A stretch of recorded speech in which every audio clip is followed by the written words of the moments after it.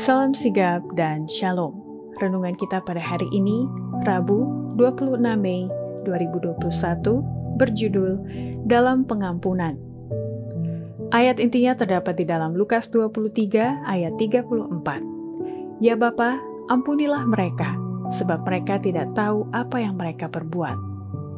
Pena Inspirasi menuliskan yang dimaksud dengan judul renungan kita pagi ini, Dalam Pengampunan. Dan ini yang harus menjadi landasan patron kita berpijak dengan menuruti teladan yang sempurna itu adalah sebagai berikut. Pertama, seseorang dalam pengampunan bila mana orang itu telah memiliki kebaikan hati, berbelas kasihan, dan suka mengampuni, dan hidupnya yang tidak pernah mau berkompromi dengan dosa. Roh yang mendorong kasih yang palsu hanya tinggal dalam hati daging, sementara orang Kristen akan selalu baik hati, berbelas kasihan, dan suka mengampuni. Ia tidak bersesuai dengan dosa. Ia akan membenci yang jahat dan berpegang teguh pada apa yang baik, dengan mengorbankan pergaulan dan persahabatan dengan orang yang tidak keruan dan yang tidak beriman. Roh Kristus akan menuntun kita untuk membenci dosa, sementara kita rela berkorban untuk menyelamatkan orang berdosa. Kedua, seseorang dalam pengampunan bila mana orang itu memelihara keadilan, kesempurnaan moral dari hukum Taurat. Allah tidak bisa mengabaikan hukum Tauratnya.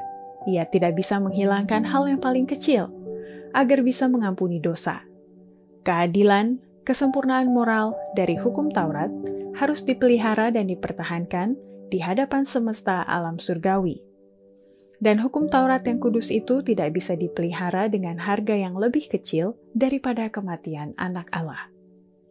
Ketiga, seseorang dalam pengampunan, bila mana orang itu selalu mencari iman yang bekerja oleh kasih dan menyucikan hati, guna menunjukkan tabiat Kristus kepada dunia ini. Sebuah kejahatan merusak pada mereka yang melakukannya.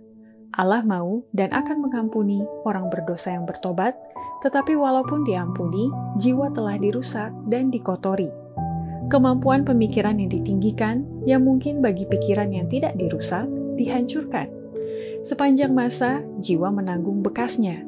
Kemudian, marilah kita mencari iman yang bekerja oleh kasih dan menyucikan hati, agar kita boleh menunjukkan tabiat Kristus kepada dunia ini. Keempat, seseorang dalam pengampunan, bila mana orang itu tidak ragu-ragu percaya pada Yesus dan mengakui Dia sebagai juru selamatnya yang setia. Keselamatanmu pada zaman ini, apabila pikiranmu disiksa oleh keraguan-raguan, ialah jangan percaya pada perasaan, tetapi pada Allah yang hidup. Yang diminta daripadamu ialah percaya padanya. Akui Dia sebagai juru selamatmu yang setia, yang mengasihimu dan yang telah mengampunimu dari semua kesalahan dan kekeliruan. Demikianlah renungan kita pada hari ini. Kiranya Tuhan memberkati kita semua.